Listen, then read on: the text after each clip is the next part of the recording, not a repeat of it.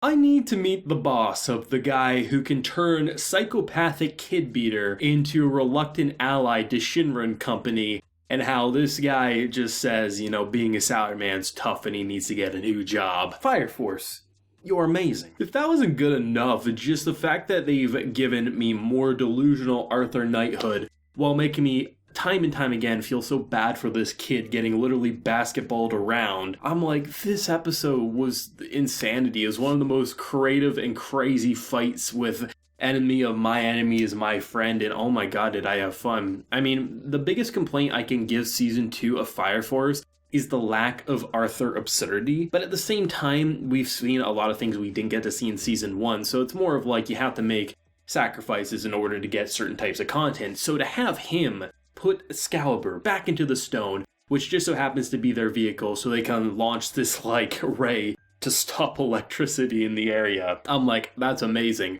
But how do you keep that delusion up when he's already questioning, is this really the sword and the stone? And why would I have the sword if that's the stone? Isn't this a little awkward? And then it becomes, okay, hang on tight, buddy. There's a serpent that's actually the sword's in. And I'm like, never change Fire Force.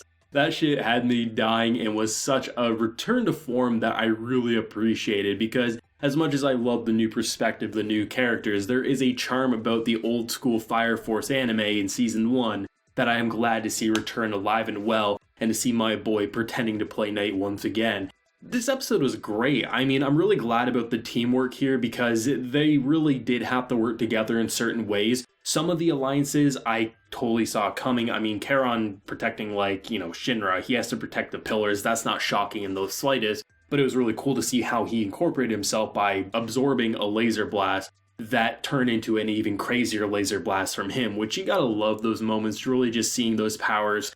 And just, honestly, every character, despite you look at certain ones as being the most powerful, even when they're not the most powerful, they just feel like they're always doing something interesting that could easily win them the battle depending on what happens, and I love that about this show. But the constant just visual shift and seeing all the characters almost like ultimate moves. Necromancy infernals, giant infernals, bows on fire, we have Spider-Man literal electrical webs, which you gotta love the Marvel reference in this episode. Everything about it just felt so insanity, while I continue to feel so bad for this kid. Not only is he being ripped away from location to location, when he finally gets seemingly saved by the captain, the kid's probably shitting his pants. He's probably thinking, once again, another lunatic here to take me away, and then another lunatic, and then another lunatic, to the point where you have Charon literally bouncing him on his head, and I'm like, this kid deserves a vacation and deserves $1 million per day, every day for the rest of his life. Not only has he been turned into a science experiment freak,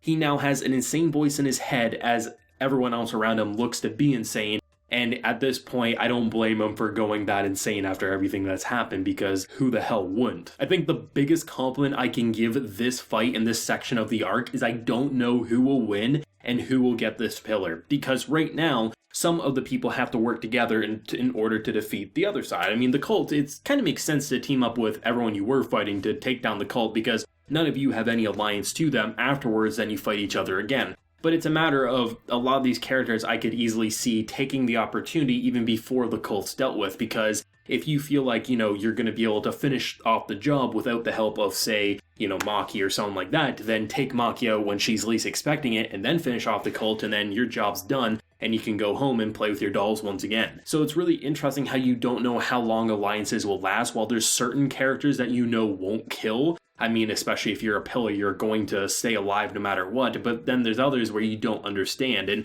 while you have that insanity and you have that fear in your mind, they also just constantly beat you over the head with funny moments. I mean, the fact that we have a character so powerful, in my opinion, might be able to destroy this giant inferno without much struggle. He only fights weak people, and even after his boss is telling him and calling him an idiot, me sir, I'm an idiot, had me rolling, I have to say. My favorite moment in terms of comedy in this episode. Even at the face of this monstrosity, he's just like, I can't believe it's strong. Why do I have to fight strong things? I want to fight weak. That's what I love about this character, and I'm sure there's going to be some people who say, oh, I love this character at a personal level, and being kind of a little delusional about how scummy he is. He literally beats children for fun.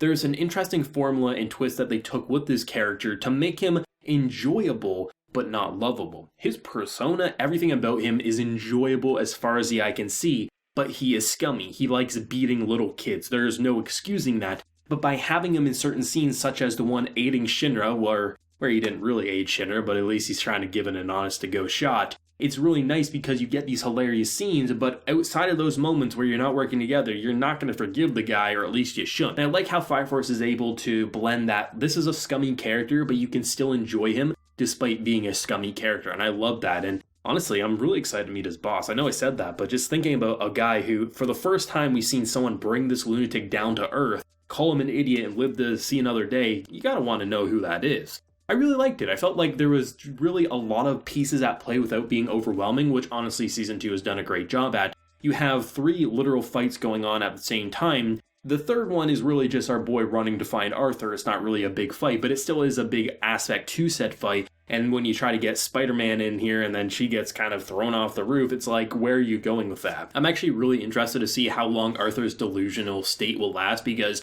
the more normal he gets, the less powerful he becomes. And he's already calling out our boy Vulcan for giving him a fake horse and making him look like a fool, and he's still able to manipulate him into thinking that that's the stone that his sword goes in, and that this hunk of junk is actually the legendary sword Excalibur. I mean, Arthur's place of delusion comes from a pretty sad backstory we see in Season 1, but still, it doesn't make it any less likely for us to laugh at his delusions, because how can you not? And I actually like how he's getting more intelligent as the delusions go on. Like, he's starting to call out the bullshit a little more, even though he still gets roped into it. So it's going to be fun to see what they're going to be able to do with that. But overall, I think in terms of just, like, still shots, it had some of the most creative, like, hey, this is a character's ability. Look at how cool we're going to make this image. And I'm like, holy shit, is that cool? And I was actually surprised by how much comedy there was, because while there's certain characters I expected to have some fun personas, even seeing psychotic pink-haired lady once again return, she's casually saying, hey, you don't want to stand there or you'll get destroyed, and then she runs off and then the giant blast comes. I'm like,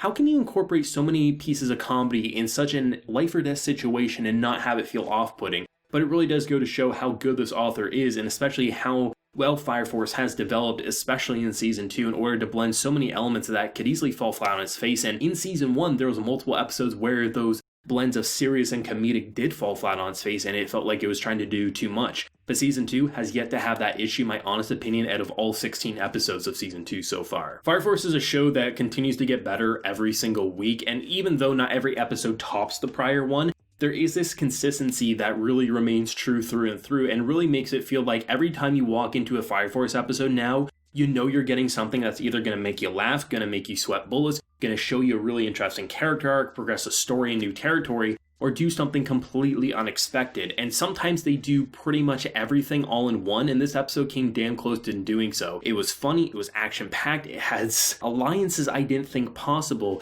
and you twisted characters on their head in such a way that you looked at them in a different coat of paint, and I love that about Fire Force. Let me know your thoughts and feelings though down below. For you, what did you think of the many aspects at play here? Because this easily could have been an overwhelming episode, but for me it felt like they really did blend them so elegantly, so I'd be interested to hear if people agree with me or if you thought it was a bit too cluttered for your personal liking. If you enjoyed the video, of course, we'd like to show your support and hit that subscribe button if you happen to be new around here. So until next time everyone, please take care and have a good one.